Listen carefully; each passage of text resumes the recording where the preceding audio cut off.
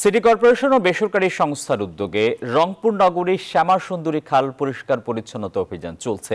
বিস্তারিত জানাতে সরাসরি যুক্ত হচ্ছেন সহকর্মী রেজাউল করিম মানিক। মানিক, খাল পরিষ্কার পরিচ্ছন্নতায় তৎপরতা কেমন দেখছেন?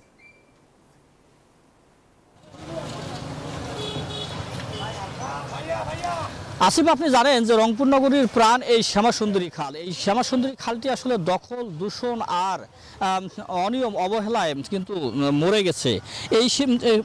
এই খালকে ঘিরেই কিন্তু আসলে এই নগরীর মানুষের জীবনযাত্রা বহমান থাকে। এখানে এই খালটি দখল, দূষণের কারণে মশার কিন্তু আপনি দেখেন খালটি উদ্যোগে পরিষ্কার করছে, কিন্তু ইতিমধ্যেই কিন্তু মশার যে প্রজননের বাগা সেটি কিন্তু এখানে পরিণত হয়েছে।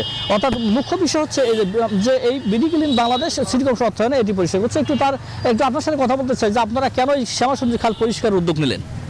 শ্যামাসুন্দরী খাল আমরা গত কয়েক মাস থেকে আমরা বাংলাদেশের বিভিন্ন জায়গায় যেমন টাঙ্গাইল, ঢাকা প্যারিস খাল থেকে শুরু করে অনেকগুলো খাল আমরা পরিষ্কার করেছি।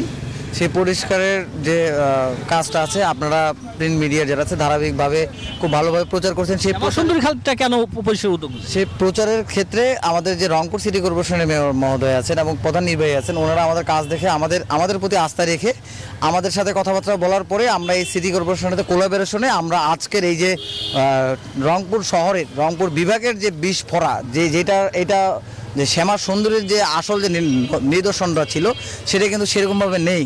সেটা বর্তমানে আমরা কথা বলছিলাম বিডি ক্লিনের একজন কর্মীর সাথে, তিনি কিন্তু বলছিলেন তার কথা।